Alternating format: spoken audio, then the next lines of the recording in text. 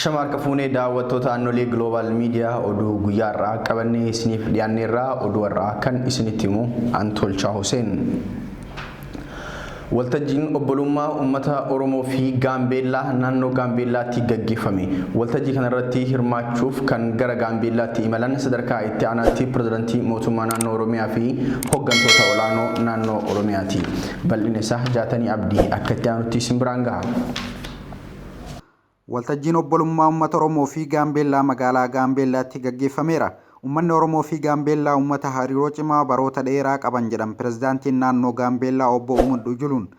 Obbo Umud waltajjii obbolummaa fi nageenya naannoo Oromiyaa fi Gaambeellaa magaalaa Gaambeellaa galma Sadaasa 29tti gaggeeffame kana irratti haasaa baga nagaan dhuftaniin taasisaniin uummanni naannolee lamaanii uummata obbolaa fi baroota dheeraaf nagaa fi jaalalaan waliin jiraataa turan ta'uu ibsanii jiru.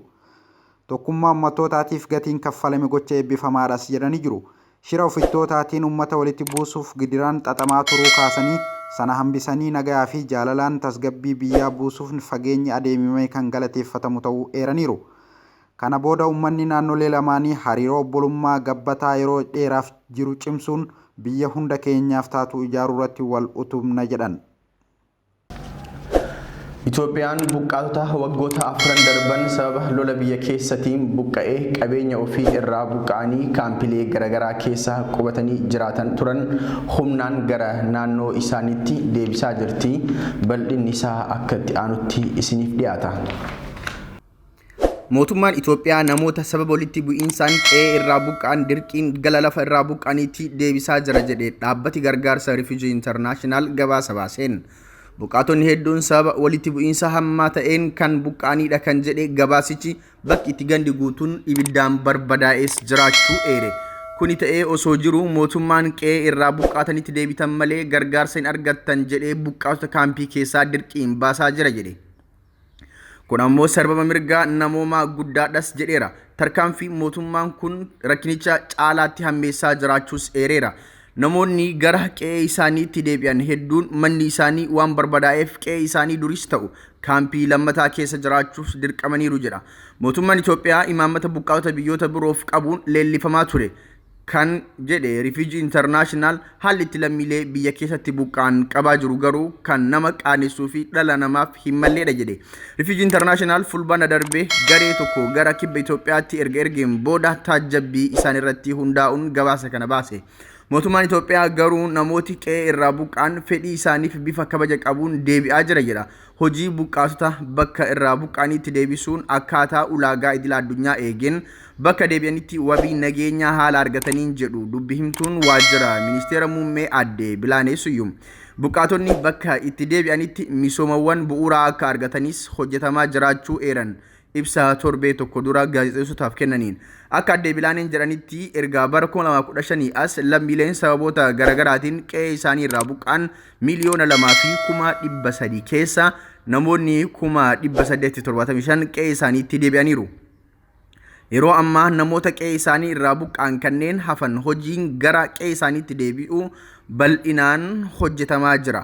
Hojii kana milkeessuufis caasaan hojii kana hojjetu gandarraa hanga federaalaatti diriiree hojjechaa jira jedhan.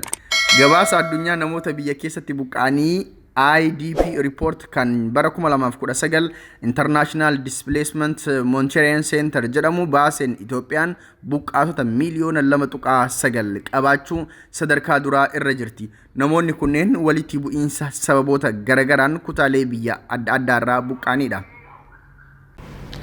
Manni maree ministeerotaa caamsaa 10 bara 2011 waltajjii idilee 68ffaa gaggeesseen dhimmoota garaagaraa irratti mari'achuun murtee dabarseera. Jaatanii Abdii ammas waan qindeeffate qaba. Manni maree ministeerotaa caamsaa 10 2011 waltajjii idilee 68ffaa gaggeesseen dhimmoota garaagaraa irratti mari'achuun murtee dabarseera. Manni marichaa fooyyessa labsii farra shororkeessummaa abbaa alangaa federaalaa qopheesse dhiyeessii irratti mari'achuun yaada fooyyessaa ida'uun akka raga'u mana maree bakka bu'oota uummataatiif ergee jira.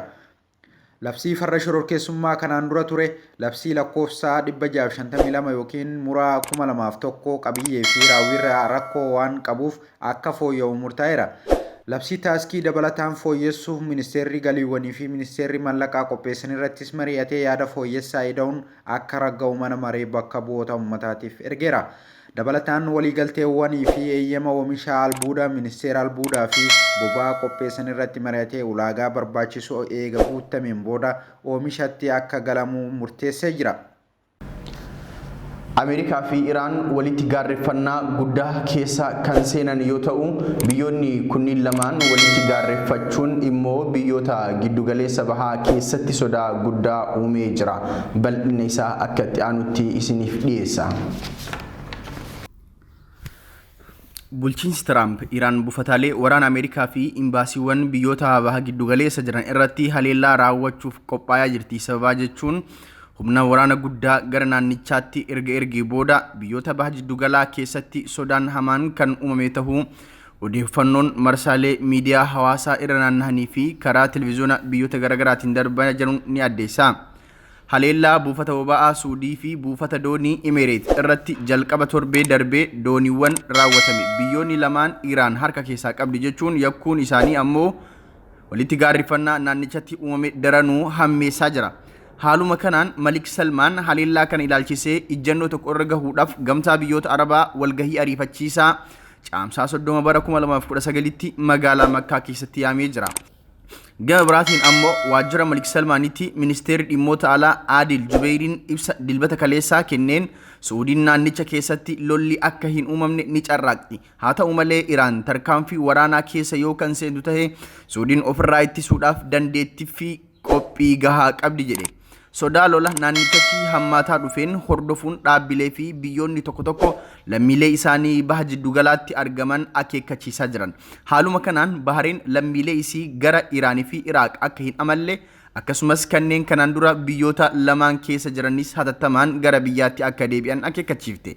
Qondaaltonni waraana Israa'el gama isaaniitiin Ameerikaan Iraan yoo kan rukutu ta'e Iraan ammoo Israa'el irratti haloo bahuu malti jechuun akeekkachiisan. Bulchiinsi dhaabbata aviyeeshinii federaala Ameerikaa ammoo daandiiwwan xiyyaarota biyyattii sochii baha jiddugala keessatti gaggeessan ilaalchisee of eeggannoo dabalataa akka godhan yoo akeekkachiisu, dhaabbanni Ixxoon Moobil jedhamu ammoo hojjettoota biyyoota alaa dirree oomisha boba'aa Iraaq keessatti bobbaasee ture biyyattii baasee jira. Gama birootiin ammoo ministeerri haajaa alaa Iraan Javad Zarif naannichatti lolli ka'uu mala sodaa jedhu haalee Obbo Zarif akka jedhetti Iraan gama isiitiin lola keessa seenuu fedhii tokkollee hin qabdu. Biyyi Iraaniin rukuta jedhee abjuu hin taane keessa galus hin jiraatu jedhe. Taayilaanditti sareen daa'ima lubbuun awwaalamte baraarte.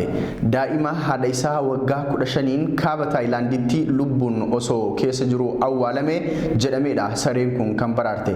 Haati ulfa ishee maatiin akka itti hin barreef jecha kan daa'ima dhiiraa kana awwaalte. Haati mucaa daa'ima gatuu fi ajjeesuuf yaaluun himatamtee jirti. Qondaalli buufata poolisii Chuun Fo'aang Puutakam haati mucaa maatii ogeessa xiinsammuutiin kunuunsamaa jirti jedhan. Haati mucaa kanaa gocha raawwatteenis akka gaabbite dubbattee jirti. Maatiin haadha mucaa daa'ima guddisuuf murteessanii jiru. Egaan hordoftoota keenyaa oduun guyyaa irraatiif qabannee isiniif dhiyaannee kanuma oduu biraatiin hanga walitti deebinutti nagaan nuuf tura.